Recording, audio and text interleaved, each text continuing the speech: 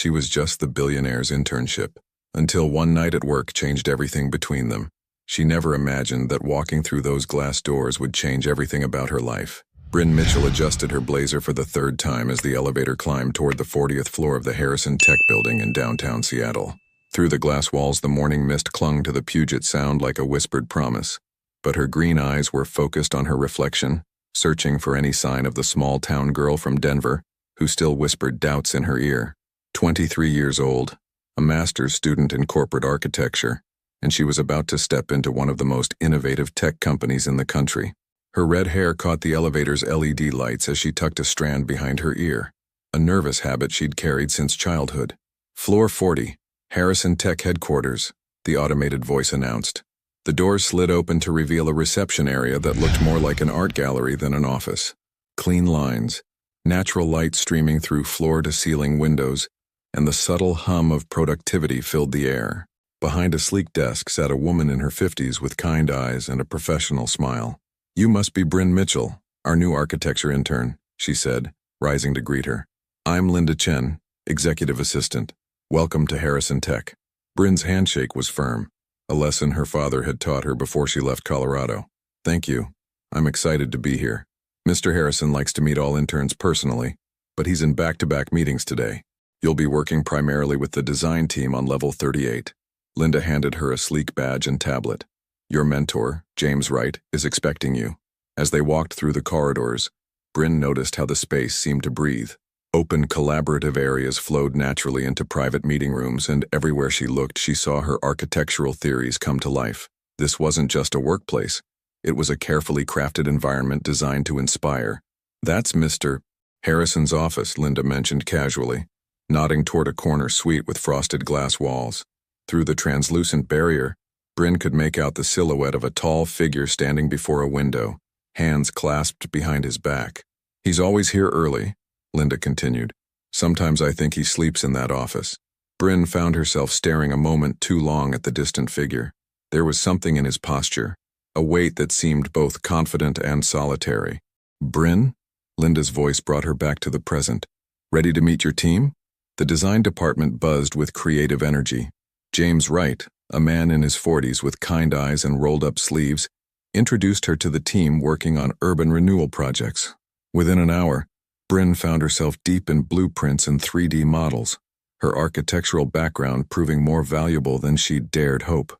"You see spaces differently," James observed as she sketched modifications to a residential complex design. "Most people look at buildings. You look at how people will live inside them." The morning flew by in a blur of measurements, calculations, and design discussions. It wasn't until she was walking to the cafeteria for lunch that she saw him again. Blake Harrison was standing in line 3 people ahead of her, and Bryn was surprised by how normal he looked. No expensive suit, just dark jeans and a simple button-down shirt. He ordered a turkey sandwich and black coffee, same as half the people around him. But when he turned slightly, she caught a glimpse of his profile, and something in her chest tightened unexpectedly. He looked tired, not just physically, but the kind of tired that comes from carrying too much alone. Their eyes met for exactly 2 seconds as he passed her table, 2 seconds that felt like a small eternity. His gaze was darker than she'd expected, more thoughtful, and in those brief moments she saw something that made her breath catch, a flicker of curiosity, as if he was trying to place her. Then he was gone, disappearing into the elevator with his simple lunch. Bryn sat there, turkey sandwich untouched, wondering why her heart was beating faster than it should be.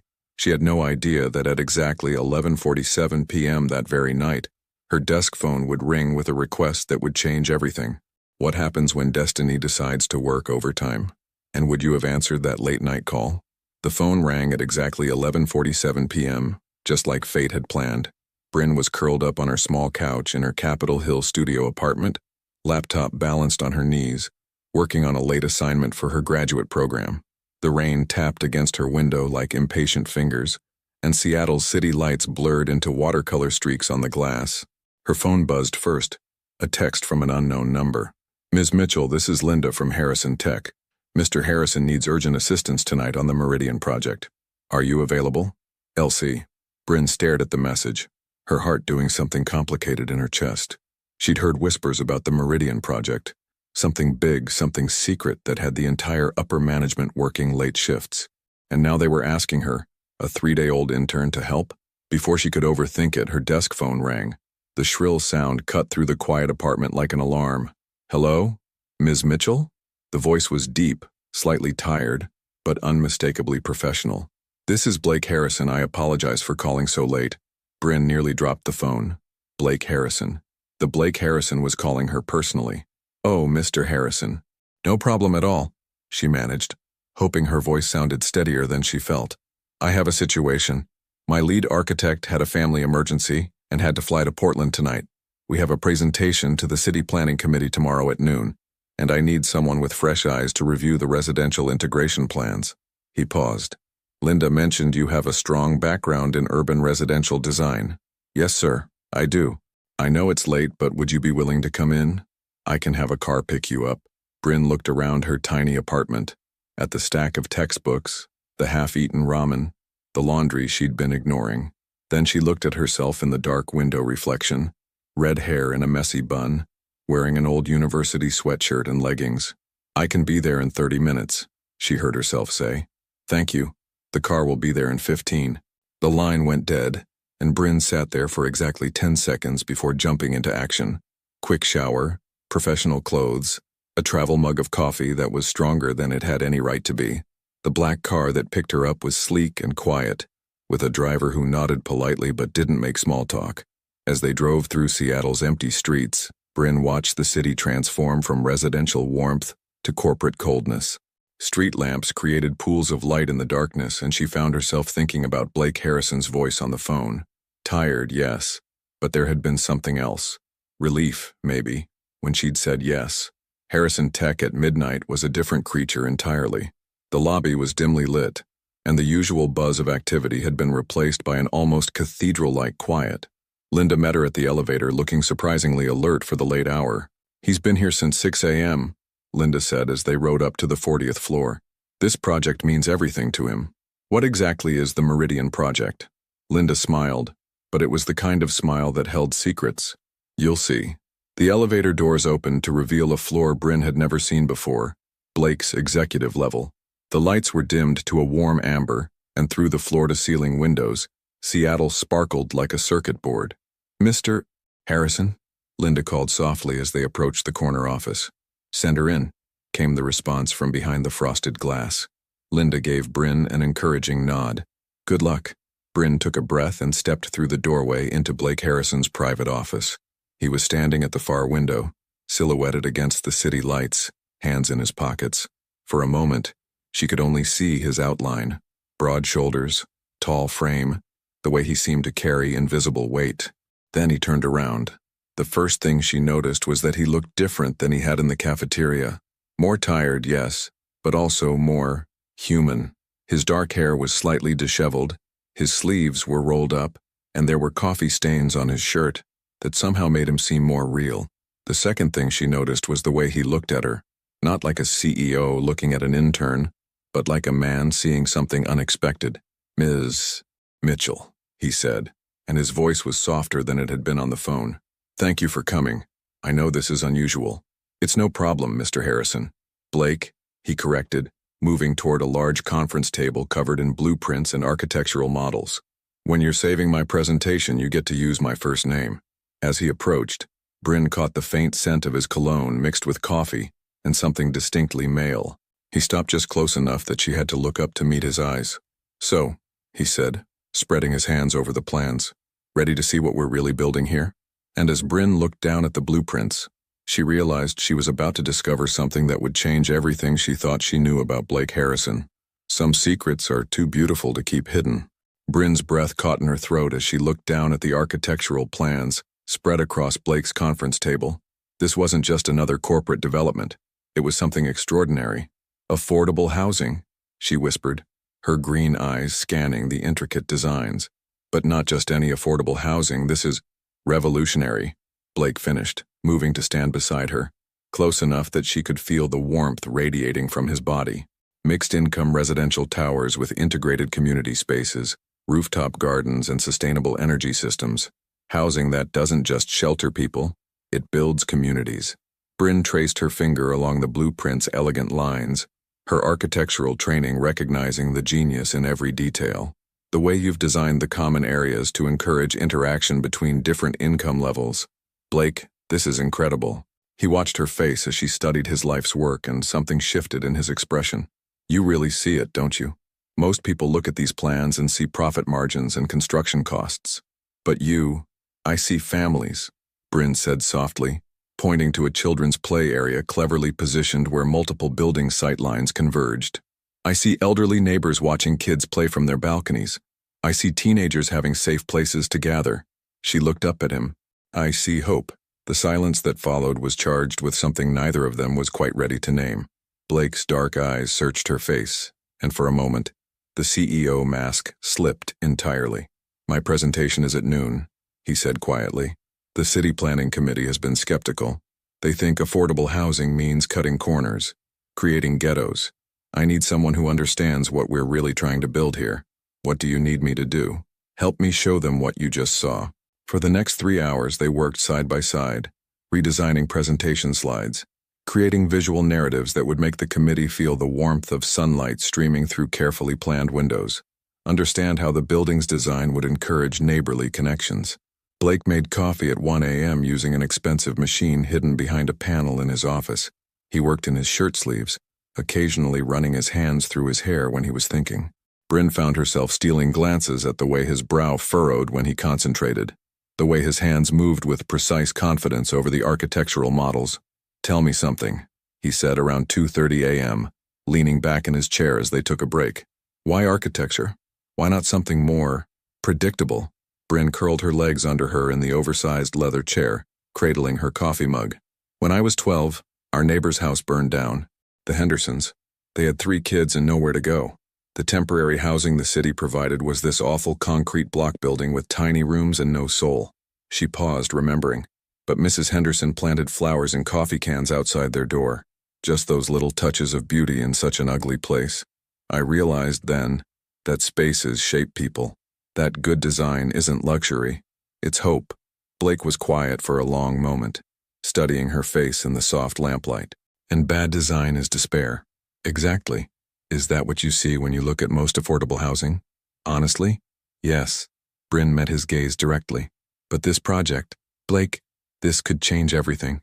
Not just for the people who live there, but for how cities think about poverty, community, dignity. Something flickered across his features. Vulnerability, maybe. Or recognition. My mother raised me in public housing in Detroit, he said quietly. Government-built boxes with no character, no beauty, no hope. Just survival. He stood and walked to the window, gazing out at the sleeping city. I swore I'd never build anything that made people feel small. Bryn felt her heart constrict. Behind all his success, his wealth, his power, was a 12-year-old boy who understood what it meant to live in spaces that crushed dreams instead of nurturing them. That's why this project matters so much to you, she said. Not a question, but understanding. It's everything I've worked toward. But if the committee rejects it, he turned back to her. I've been fighting this battle alone for 2 years. Having someone else who sees the vision, you're not alone now. The words hung between them, carrying more weight than either had intended. Blake's eyes found hers across the dimly lit office, and for a heartbeat, the professional distance between them dissolved completely. Then his phone buzzed with a morning alarm, breaking the spell. It's 6 a.m., he said, sounding surprised. We've been working all night. Bryn looked outside to see the first hints of dawn painting the Seattle sky in shades of rose and gold. They had created something beautiful together in the darkness. Not just a presentation, but a shared understanding of what mattered. The presentation is in 6 hours, Blake said. But he wasn't looking at the clock. He was looking at her. And Bryn realized that somewhere between midnight and dawn, everything had changed.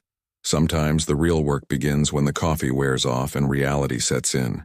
The Harrison Tech building buzzed with its usual morning energy, but Bryn felt like she was moving through a different world entirely.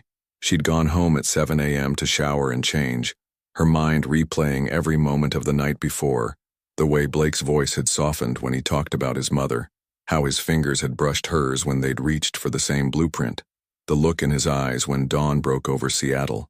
Now, 3 hours later, she sat in the presentation room watching Blake command the attention of 12 city planning committee members with the confidence of a man born to lead. Gone was the vulnerable person who'd shared his childhood pain in the amber lamplight. This was the billionaire CEO the world knew. Polished, powerful, untouchable. But Bryn could see the small tells. The way he touched his coffee mug when he mentioned community integration. How his gaze flickered to her for just a heartbeat. When he talked about spaces that nurture hope instead of crushing it. The residential towers will feature units ranging from subsidized housing to market-rate condominiums, Blake explained, clicking to a slide they'd perfected at 4 a.m. But unlike traditional mixed-income developments, our design ensures natural interaction between residents through shared amenities and carefully planned sightlines. Committee member Janet Crawford, a woman in her 60s with sharp eyes and sharper questions, leaned forward. Mr. Harrison, we've heard promises about mixed-income housing before. What makes this different from the gentrification disasters we've seen in other cities? Blake's jaw tightened almost imperceptibly. Ms. Crawford, if I may introduce Bryn Mitchell, our project consultant. She has particular expertise in residential community dynamics. All eyes turned to Bryn, and for a moment panic fluttered in her chest. She was just an intern, a graduate student. What was she doing in a room full of city planners who could make or break multi-million-dollar projects? Then she caught Blake's eye, and she saw something there. Not just encouragement, but genuine belief in her abilities. Bryn stood, her red hair catching the morning light streaming through the conference room windows. Ms. Crawford, the key difference is in the details most developers ignore. The playground visible from the senior living balconies isn't accident. It's intentional community building. The community garden accessible to all residents regardless of income level. The shared workshop spaces where a retired carpenter can teach a young parent how to build bookshelves. She moved to the architectural model, her hands gesturing with growing confidence. Gentrification happens when development treats people like statistics. This project treats them like neighbors. The room was quiet, but it was the kind of quiet that meant people were listening, really listening. And if it fails? Asked another committee member, Dr. Wilson Torres, a man who'd seen too many urban planning promises broken. Then we've built beautiful, affordable housing with community amenities, Bryn replied without hesitation. But if it succeeds, we've created a model that could transform how cities approach mixed-income development nationwide. Blake was watching her with an expression she couldn't quite read. Pride, certainly, but something deeper. Something that made her pulse quicken despite the professional setting. The presentation continued for another hour, with questions that Blake and Bryn fielded as a team. They moved around each other in the space with a natural rhythm, finishing each other's thoughts, building on each other's points. To outside observers, they looked like partners who'd worked together for years. When the committee finally dismissed them to deliberate, Bryn found herself alone with Blake in the empty conference room. The adrenaline was wearing off, and she suddenly felt the weight of what had just happened. That was, she began. Incredible, Blake finished, loosening his tie. Bryn, the way you spoke about community building, the passion in your voice when you talked about neighbors, that's exactly what this project needs. I'm just an intern, Blake. I got carried away. He stepped closer, close enough that she could smell his cologne again, see the flecks of gold in his dark eyes. You're not just anything. What you did in there, that was the work of someone who understands what we're building on a level most architects never reach. The compliment sent warmth spreading through her chest, but it was the way he was looking at her that made her breath catch, like she was someone worth seeing. Mr. Harrison? Linda's voice came from the doorway, breaking the moment. The committee is ready with their decision. Blake's professional mask slipped back into place so quickly that Bryn almost wondered if she'd imagined the intimacy of the moment before. Thank you, Linda. We'll be right there. As they walked back toward the conference room, Blake's hand briefly touched the small of her back, a gesture so subtle and quick that anyone watching might have missed it. But Bryn felt it like electricity, a reminder that last night had been real, that the connection between them wasn't just her imagination. The committee members were filing back into the room, their faces giving nothing away. Janet Crawford stood at the head of the table, a folder in her hands that contained the fate of Blake's life work. Mr. Harrison, Ms. Mitchell, she began, her voice carefully neutral. We've reviewed your proposal extensively. Blake's hand moved almost imperceptibly closer to Bryn's on the table, not touching, but close enough that she could feel the warmth of his skin. And we've reached a decision that we think will surprise you both. Victory tastes different when it comes with conditions you never saw coming. Janet Crawford's smile was the kind that made experienced business people nervous. Mr. Harrison, the committee has approved your Meridian project proposal. Blake's exhale was barely audible, but Bryn caught it. A sound of relief so profound it made her chest tighten with emotion. 2 years of his life, everything he'd worked toward, validated in a single sentence. However, Crawford continued, and the word hung in the air like a storm cloud, our approval comes with specific conditions. Blake's hand went still on the table. What kind of conditions? The city requires an independent oversight consultant for the duration of the project. Someone to ensure the community integration promises are kept, that the affordable housing components aren't compromised during construction. Crawford's eyes shifted to Bryn. We'd like Ms. Mitchell to fill that role. The conference room fell silent. Bryn felt her heart stop, then restart at double speed. I'm sorry, what? Your presentation today demonstrated exactly the kind of community-focused thinking this project needs, said Dr. Torres. We want you to be our eyes and ears, Ms. Mitchell. Full-time consultant position reporting directly to the city planning office. Blake turned to look at Bryn and she saw something complicated flash across his features. Pride, yes, but also something that might have been panic. Ms. Mitchell is currently completing her master's degree, Blake said carefully, and she's under contract as an intern with Harrison Tech, which we understand, Crawford replied smoothly. The city is prepared to offer a consulting fee that would cover her remaining tuition and provide substantial additional compensation. Consider it an investment in someone who clearly understands what this project should become. Bryn's mind reeled. 6 months ago, she'd been worried about student loan payments and whether she'd be able to afford her Capitol Hill studio. Now she was being offered a position that would solve every financial worry she had. But as she looked at Blake, she saw the walls going back up behind his eyes. The careful, professional distance that he'd let slip over the past 24 hours was reconstructing itself in real time. Could we have a moment to discuss this? Blake asked. Of course. We'll give you 15 minutes. When the room cleared, Blake stood and walked to the window, his back to Bryn. The silence stretched between them like a chasm. Blake, she said softly, this is incredible. I mean, I never imagined. You should take it. His voice was controlled, empty of the warmth she'd heard in the pre-dawn hours. It's an extraordinary opportunity. But what about the internship? What about working together on... He turned around, and the CEO mask was fully in place. Bryn, this is your career we're talking about. Your future. You'd be insane not to accept. Something cold settled in her stomach. Is that what you really think? What I think is irrelevant. This is business. The word business hit her like a slap. After everything they'd shared, the vulnerability, the connection, the way he'd looked at her when dawn broke over the city, was she really just business to him? I see. Her voice came out steadier than she felt. And last night, working until dawn, sharing your story about Detroit, the way you... was preparation for this presentation. Nothing more. Bryn stared at him, searching his face for any crack in the professional facade. But Blake Harrison, billionaire CEO, was very good at hiding what he didn't want seen. Fine, she said, lifting her chin. Then I'll take the position. Something flickered in his eyes. Regret, maybe, or loss. But it was gone so quickly she might have imagined it. Good. That's the smart choice. When the committee returned, Bryn accepted their offer with a handshake and a smile that felt like it belonged to someone else. Blake congratulated her with perfect professionalism, his hand briefly touching her shoulder in a gesture that could have been friendly, or could have been goodbye. As the meeting broke up and people filed out discussing timelines and logistics, Bryn found herself alone in the conference room with the architectural models that had brought them together.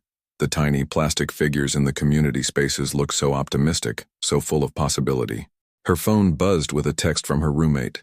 How did the big presentation go? Bryn stared at the message, trying to figure out how to answer.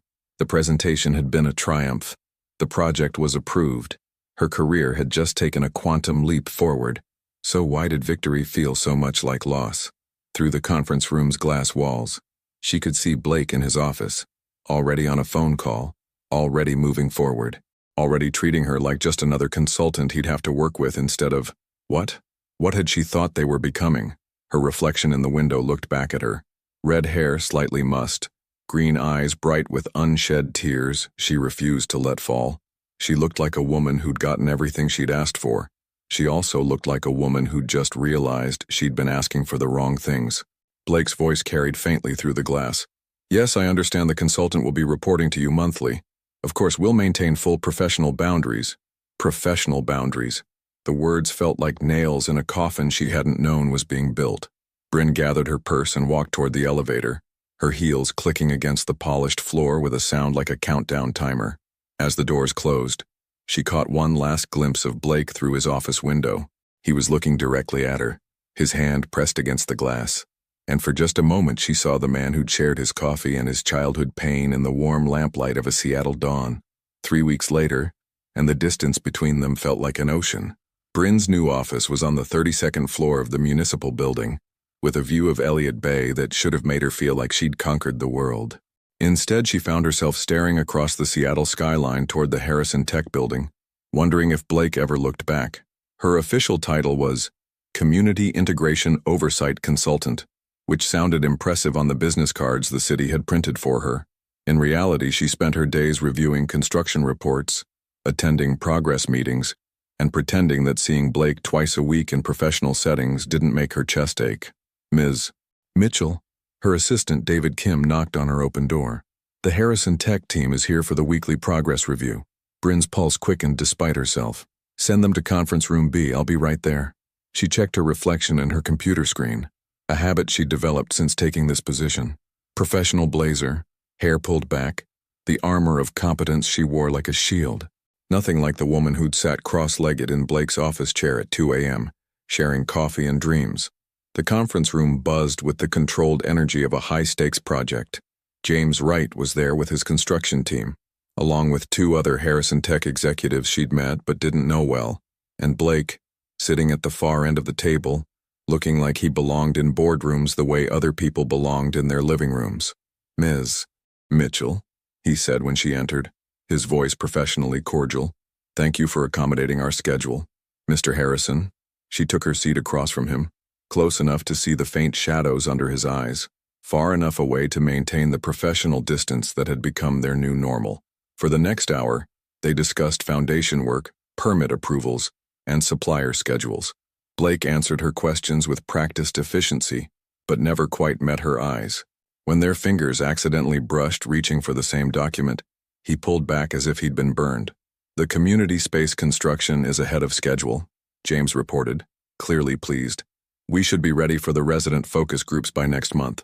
Excellent, Bryn said, making notes. I'll want to observe those sessions personally. Of course, Blake replied.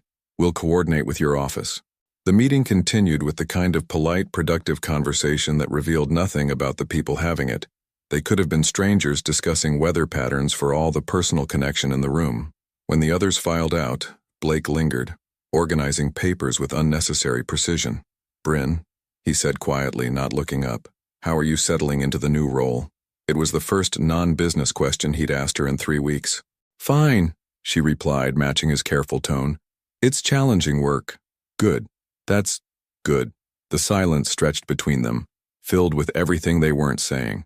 Through the conference room window, Bryn could see construction workers on the Meridian project site, building something beautiful from the plans they'd perfected together in the amber lamplight of that endless night.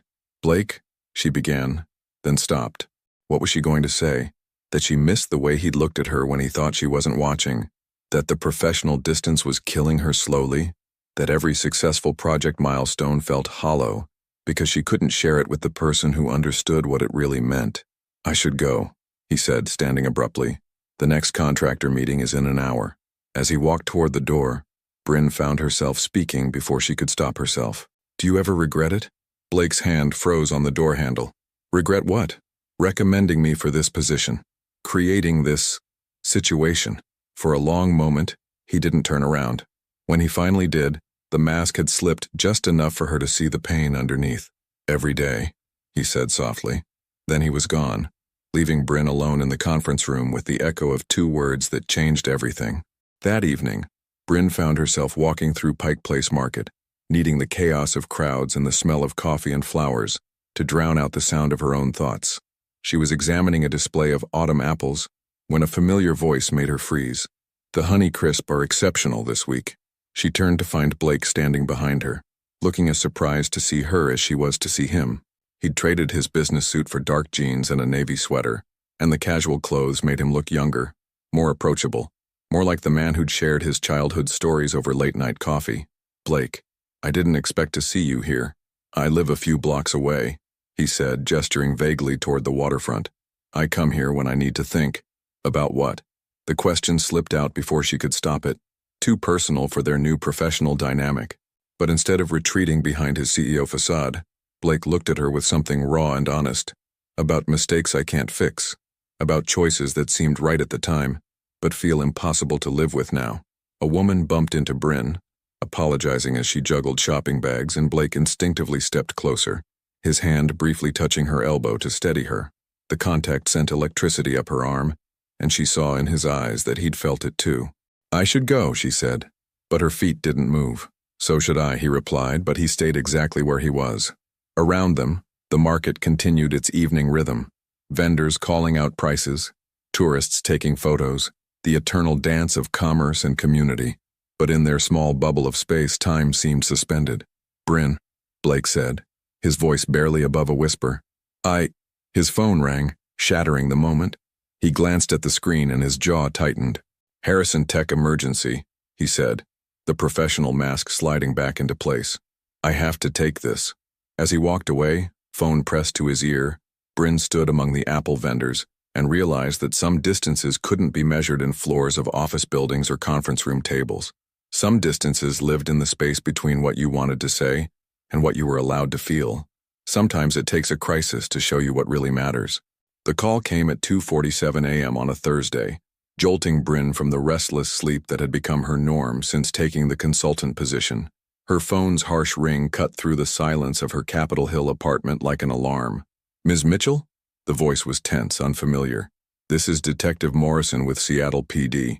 There's been an incident at the Meridian Project construction site. Mr. Harrison specifically requested that you be contacted. Bryn's blood went cold. What kind of incident? Structural collapse. Part of the foundation gave way around midnight. Mr. Harrison is here, but... The detective paused. Ma'am, he was in the building when it happened. The words hit her like physical blows. Blake was hurt.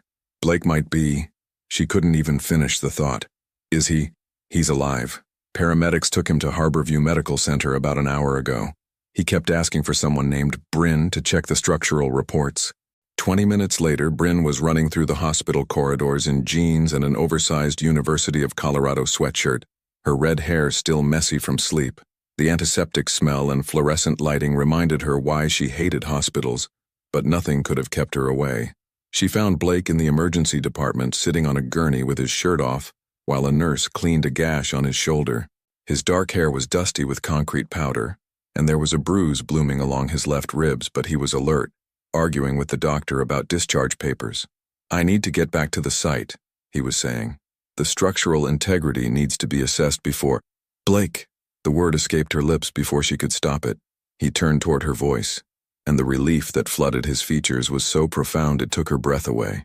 For a moment, all the professional distance, all the careful boundaries they'd maintained evaporated completely. Bryn, thank God you're here.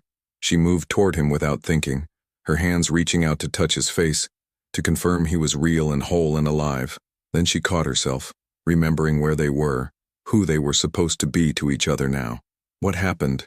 She asked, forcing her voice into professional mode even as her heart hammered against her ribs. I was doing a final walkthrough before tomorrow's inspection. The southwest foundation wall just gave way, took part of the scaffolding with it.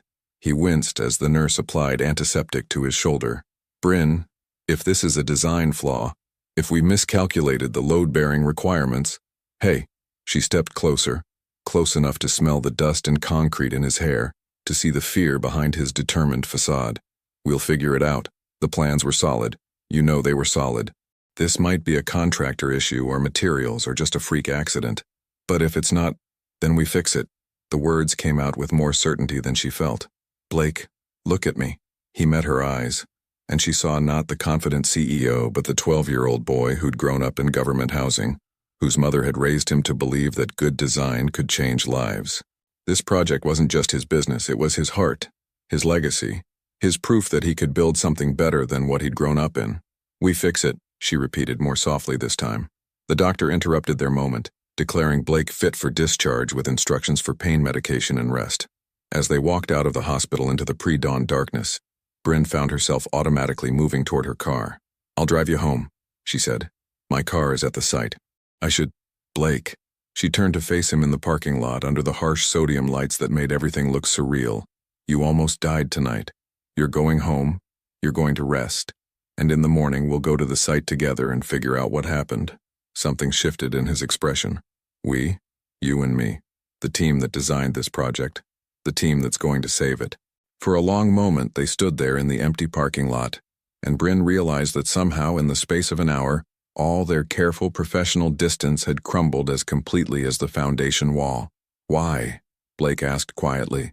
Why does this matter to you so much? It's not your company, not your dream.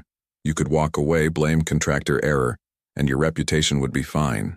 The question hung between them, and Bryn knew her answer would change everything. Because it's not just your dream anymore, she said, her voice barely above a whisper. Somewhere between that first night in your office and this moment, it became mine too. Those families who'll live there, those kids who'll play in the community garden, they matter to me because they matter to you.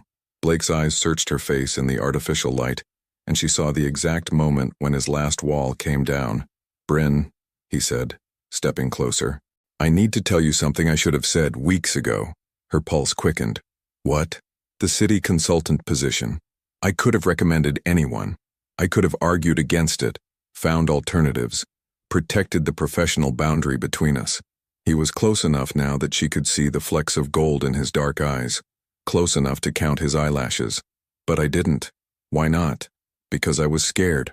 Because what I felt for you that night, working together, sharing coffee and stories and dreams, it terrified me. So I hid behind professionalism and distance and convinced myself it was for your own good. Bryn's breath caught. And now I almost died tonight, and the only thing I could think about was that I'd wasted weeks pretending I didn't. He paused, his voice dropping to something raw and honest. Pretending I wasn't falling in love with you. The words hung in the air between them like a confession and a question and a prayer all at once. Blake, she whispered, reaching up to touch his face, her fingers tracing the line of his jaw. I'm already there. When he kissed her, it was nothing like the careful, tentative connection she'd imagined. It was desperate and certain and full of all the weeks of longing they'd been hiding from each other. It tasted like antiseptic and coffee, and something that might have been forever. When they finally broke apart, Blake rested his forehead against hers, both of them breathing hard. What happens now? He asked. Bryn smiled, the first real smile she'd felt in weeks. Now we go save your project. Together. Love changes everything, including how you solve impossible problems. The Meridian Project construction site at dawn looked like a war zone. Yellow caution tape fluttered in the October breeze, and the collapsed section of foundation created a jagged wound in what should have been the building's corner. But as Bryn and Blake stood hand in hand at the site's edge, she felt something she hadn't expected. Hope. The structural engineer will be here in an hour, Blake said, his voice hoarse from the previous night's dust and emotion. He'd changed into work clothes, but Bryn could still see the white bandage on his shoulder beneath his flannel shirt. If this is a fundamental design flaw, it's not. Bryn squeezed his hand, then pulled out the tablet containing the original blueprints. Blake, look at this. Really look. She pulled up the foundation specifications, her finger tracing the load calculations they'd perfected that first night together. The math is solid.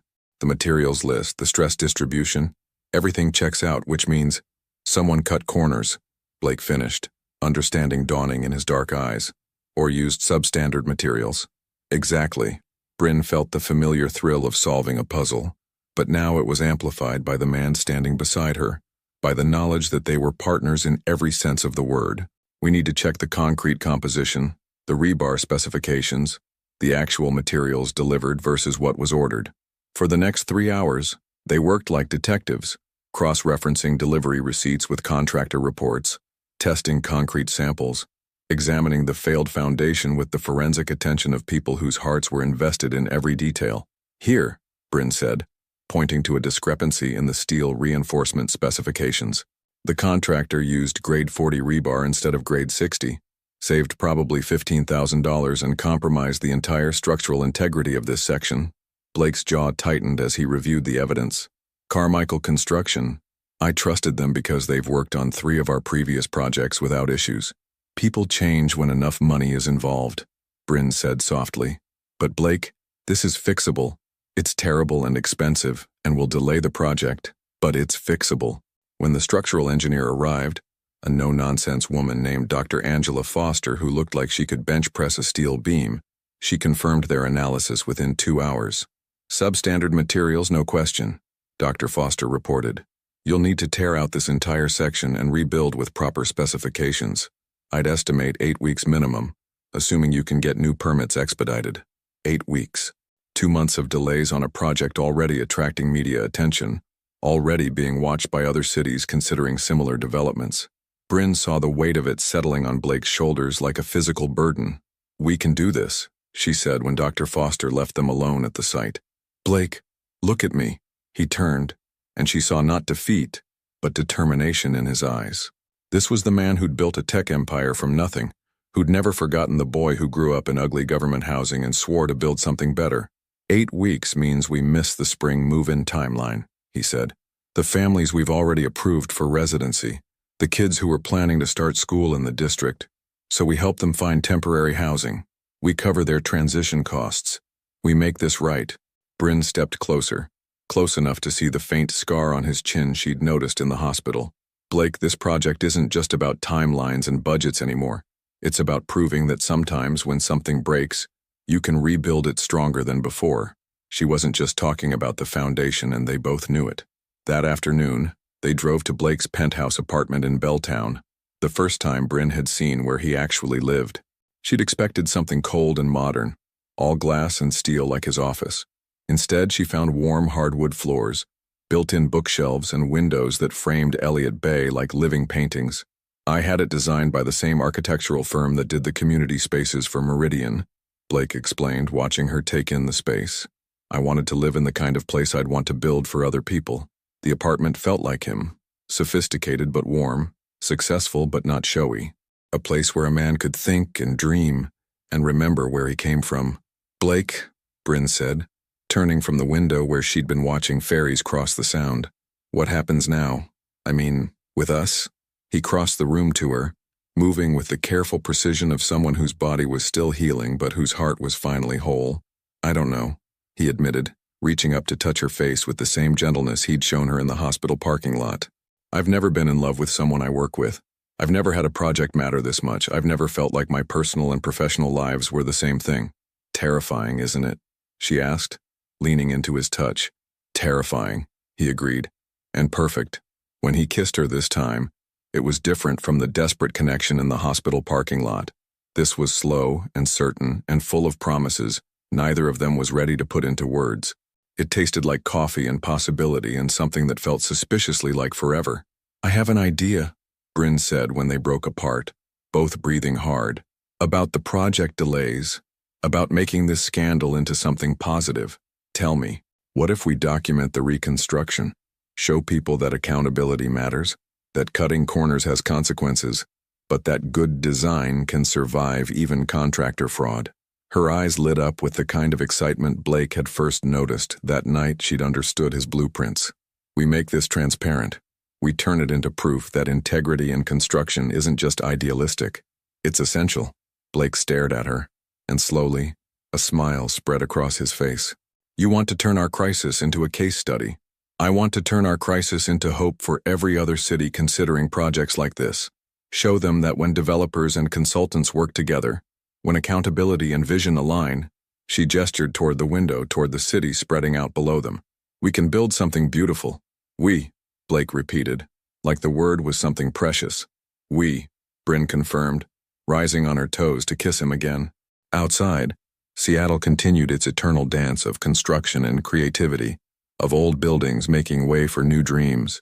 But inside Blake's apartment, two people who'd found each other in the space between professional obligation and personal longing were planning something that would change not just their own lives, but the lives of hundreds of families who deserved beautiful, dignified places to call home.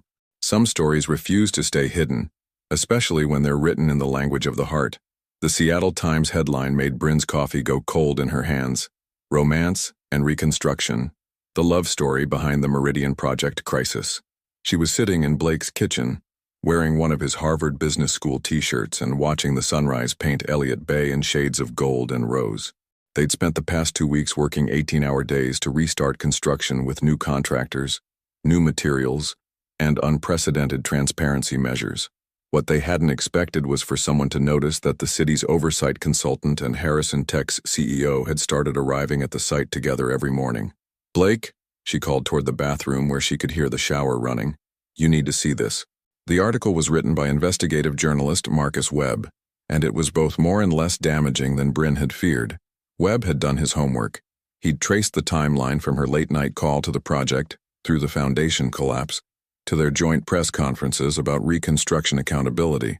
But instead of a scandal piece, he'd written something that read almost like a fairy tale. In an era of corporate corruption and failed public-private partnerships, the Meridian Project tells a different story. When structural fraud threatened to destroy Harrison Tech CEO Blake Harrison's ambitious affordable housing development, it wasn't lawyers or PR firms that saved the project. It was love. Blake emerged from the bedroom, hair still damp, reading the article on his phone with an expression Bryn couldn't decipher. "Well," he said finally, "we're officially public. Are you angry?" The question came out smaller than she'd intended. They'd been so careful, so professional in their public interactions, but apparently not careful enough. "Read the rest," Blake said, settling beside her at the kitchen island and pulling her close enough that she could smell his shampoo and the faint scent of the cologne that had become familiar as home. Bryn continued reading, her heart rate climbing with each paragraph. Sources close to the project reveal that Harrison and Mitchell's professional partnership has evolved into something deeper. "They finish each other's sentences in meetings," says one city planning official. "When they look at those blueprints together, it's like watching two people who share the same dream." But this isn't a typical corporate romance. Harrison, 34, grew up in public housing in Detroit and has dedicated his career to proving that affordable housing can be beautiful, dignified, and community building. Mitchell, 23, is a rising star in urban architecture whose thesis focused on residential design that nurtures human connection rather than simply providing shelter. "They're not just building apartments," explains Dr. Angela Foster, the structural engineer overseeing the reconstruction. "They're building hope. And sometimes when you're building something that important, you find exactly the person you're meant to build it with." "Blake," Bryn whispered, her eyes filling with tears she hadn't expected. "He made us sound like two people who found each other while trying to change the world." Blake's voice was soft, wondering, "Because that's exactly what we are." The article continued with details about the reconstruction timeline, the new transparency measures, and early interest from cities across the country wanting to replicate the Meridian model. But it was the final paragraph that took Bryn's breath away. Harrison and Mitchell's story reminds us that sometimes the most important foundations aren't made of concrete and steel, but of trust, shared vision, and the courage to build something beautiful together. The Meridian Project won't be ready for residents until next spring, but it's already succeeded in proving that love and ambition, properly engineered, can support any weight. Bryn's phone started ringing before she'd finished reading, then Blake's, then her landline. "City Planning Office," Blake said, checking his caller ID. "Your boss." "Harrison Tech PR Department," Bryn replied, looking at her screen. "Your crisis management team." They looked at each other across the kitchen island and simultaneously burst into laughter. "We're going to have to face this," Blake said when their laughter subsided. "Press interviews, questions about professional boundaries, probably some uncomfortable conversations with the city council. Are you ready for that?" Bryn asked, suddenly serious. "Blake, this could affect everything. Your company's reputation, the project's credibility, my career."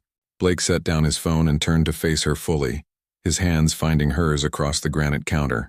"Bryn, 3 months ago, I thought success meant building something impressive and profitable, something that would prove I'd escaped where I came from." His dark eyes were steady, certain. "But working with you, falling in love with you, building this project together, I've learned that real success isn't what you build, it's who you build it with." Her heart did something complicated in her chest. "What are you saying?" "I'm saying let them ask their questions. Let them scrutinize every decision we've made and every feeling we've shared." Blake's voice grew stronger, more certain. "Because what we have, what we're building together, both the project and this," he gestured between them, "it's worth defending." Bryn's phone rang again. This time it was Janet Crawford from the City Planning Committee. "Answer it," Blake said, squeezing her hands. "We face this together." As Bryn reached for her phone, she caught sight of their reflection in the kitchen window. Two people in love, surrounded by blueprints and coffee cups and the kind of morning light that makes everything seem possible. She looked like a woman who'd found exactly where she belonged. "Ms. Crawford," she said, accepting the call while Blake's hand remained steady and warm in hers. "Yes, I saw the article. No, I don't think it compromises the project's integrity. Actually, I think it proves something important about what we're building here." Blake smiled, the kind of smile that reached his eyes and reminded her why she'd fallen in love with him in the first place. Outside, Seattle was waking up to the news that sometimes when you're brave enough to build something that matters, you find not just success but the person you're meant to share it with. And in Blake Harrison's kitchen, with morning light streaming through the windows and the phone calls of a very public future waiting to be answered, Bryn Mitchell realized that some foundations are strong enough to support both professional dreams and personal happiness. All you have to do is build them together. 6 months later, and some buildings change everything, including the hearts of those who build them. The first family. "Bryn," Maria called out, her small hands dirty with soil. "Look, my mama says these flowers will still be blooming when I start 3rd grade. Bryn knelt beside her, helping steady the tiny seedling. "They'll be beautiful, Maria. Just like you." The Meridian project had become more than anyone had dared hope.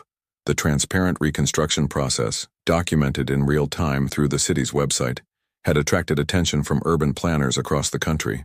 3 cities had already approved similar developments, and Blake had been invited to speak at conferences from Portland to Boston.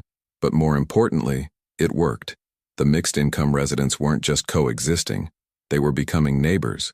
Retired teacher Mrs. Chen from the market-rate condominiums had started an after-school reading program for kids like Maria. The teenagers who gathered at the community basketball court included both scholarship kids and those whose parents paid full price for their units. The rooftop garden had a waiting list. "Bryn," Blake's voice carried across the courtyard, and she turned to see him walking toward her with that smile that still made her heart skip after all these months. He was wearing jeans and the Harrison Tech t-shirt she'd given him for his birthday, looking more like the architectural dreamer than the billionaire CEO. "How did the final city inspection go?" she asked, rising to brush soil from her knees. "Perfect marks across the board. Janet Crawford said it was the most thoroughly documented affordable housing project in Seattle's history."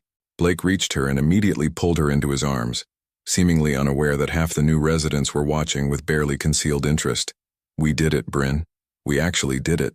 The "we" still made her chest warm. Over the past months, as they'd navigated media attention, city council meetings, and the complex logistics of opening a revolutionary housing project, they'd become something neither had expected. True partners in every sense of the word.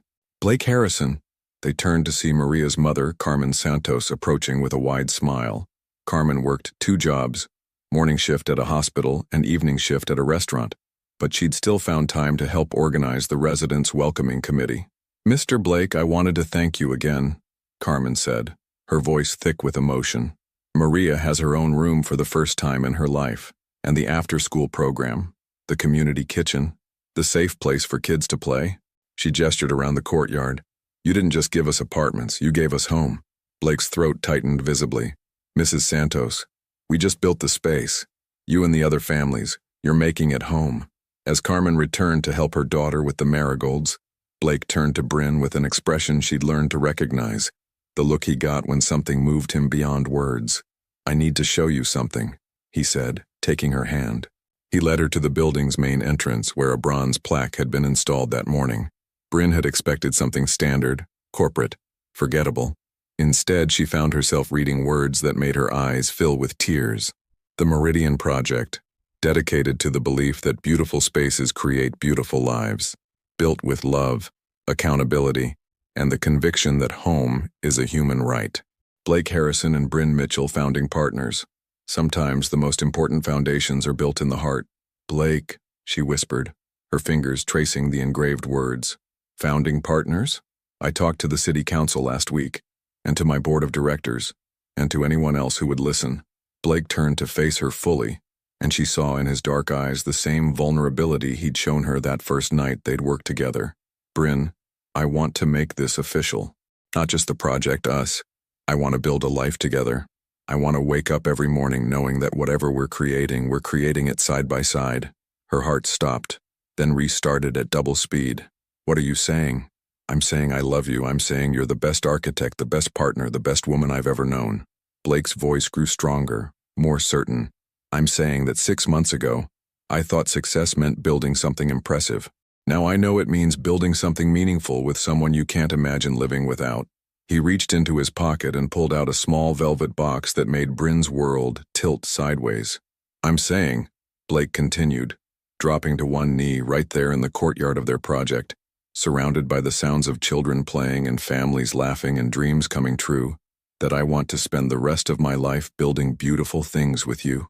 Will you marry me, Bryn Mitchell? The ring was perfect, a simple solitaire that caught the afternoon light like a promise.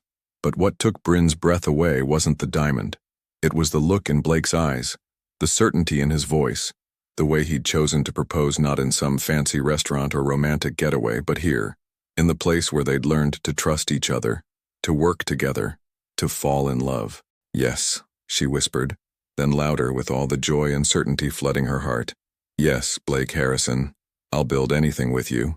When he slipped the ring onto her finger and stood to kiss her, the courtyard erupted in cheers. Maria Santos clapped her dirty hands. Carmen wiped happy tears, and Mrs. Chen called out from her balcony, "It's about time." As Blake lifted Bryn off her feet and spun her around, she caught sight of the Seattle skyline through the courtyard's carefully planned sightlines. The city spread out before them, full of spaces that needed improving, communities that needed building, dreams that needed architects. "So," Blake said when he set her down, both of them breathing hard and grinning like teenagers, "what should we build next?" Bryn looked at her ring, at the man who'd given it to her, at the families making themselves at home in the space they'd designed together.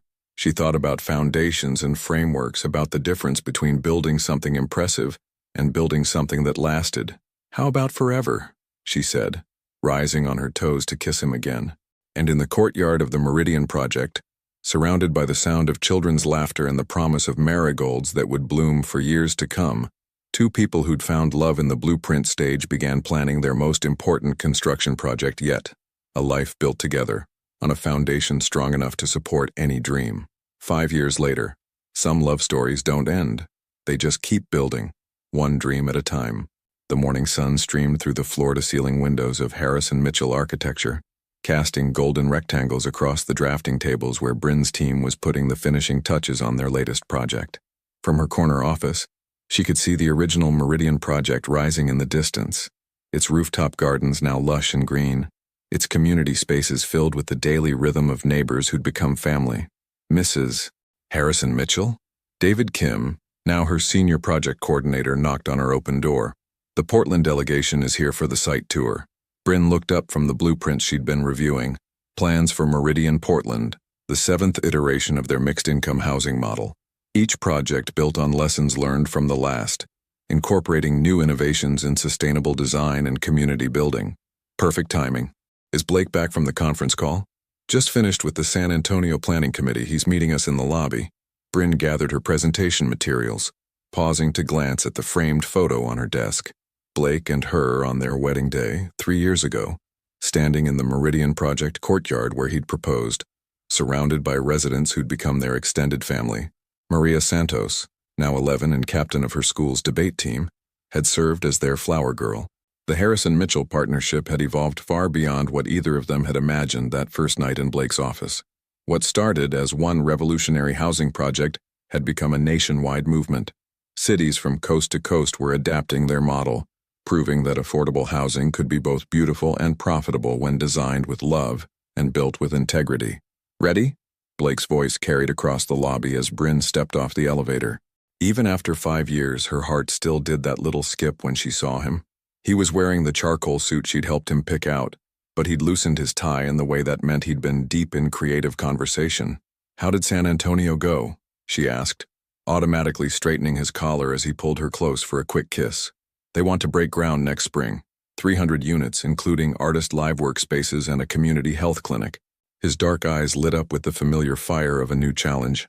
"They're calling it Meridian Arts District." The Portland delegation was everything Bryn had hoped for. A mix of city planners, community advocates, and developers who understood that housing wasn't just about providing shelter, but about creating the framework for human flourishing. As they toured the original Meridian project, she watched their faces transform from professional skepticism to genuine wonder. The key insight: Blake explained to the group as they stood in the community garden where Maria Santos had once planted marigolds, is that mixed-income housing works when it's designed to encourage interaction rather than segregation. Look around. You can't tell which residents pay market rate and which receive subsidies because they're all just neighbors. Mrs.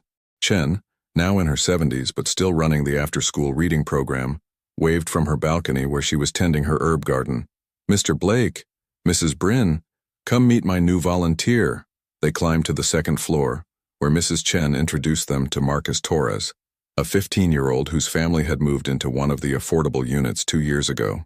He was helping a group of younger kids with their homework, his patient demeanor and natural teaching ability reminding Bryn of Mrs. Chen herself.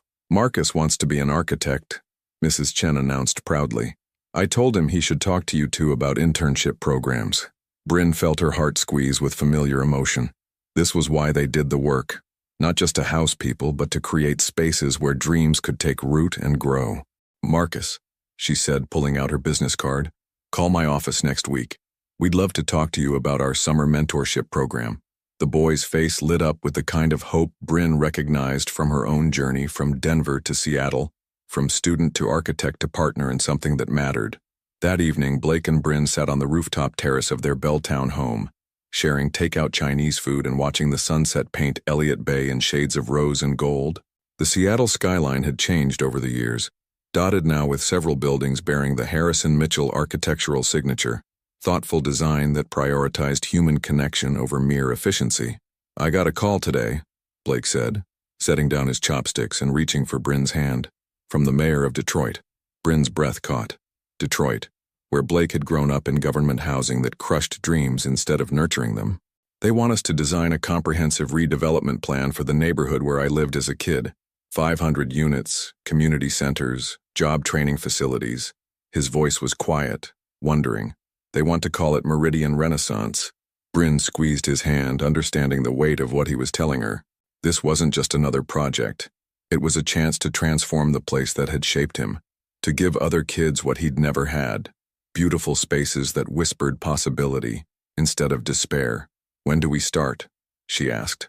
Blake's smile was radiant, full of love and gratitude and shared purpose. "I love that you said we. Always we," Bryn confirmed, leaning over to kiss him as the Seattle lights began to twinkle in the gathering dusk. As they sat together on their terrace, planning their next project and their next chapter, Bryn thought about foundations, how the strongest ones weren't made of concrete and steel, but of trust and shared dreams, and the daily choice to build something beautiful together. 5 years ago, she'd been a nervous graduate student answering a late-night phone call that would change her life. Now she was sitting beside the man she loved, planning to transform the neighborhood where he'd first learned to dream, surrounded by a city dotted with buildings that proved love and architecture could work together to change the world. Some foundations, Bryn realized, were built to last forever, and some love stories were really just construction projects that never ended. Each day an opportunity to add another room, another dream, another reason to keep building something beautiful together. The marigolds Maria Santos had planted in that first spring were blooming again in the Meridian Project gardens, bright and golden and eternal as the love that had built the spaces where they grew. What will you build with the love in your life? What dreams are waiting for the right foundation to help them grow? Your participation in the channel is very important. Please leave your opinion in the comments. Thank you for watching. If you enjoyed the story, please subscribe to our channel and leave a comment below letting us know what you thought. Your feedback and support mean a lot to us. Stay tuned for more exciting stories.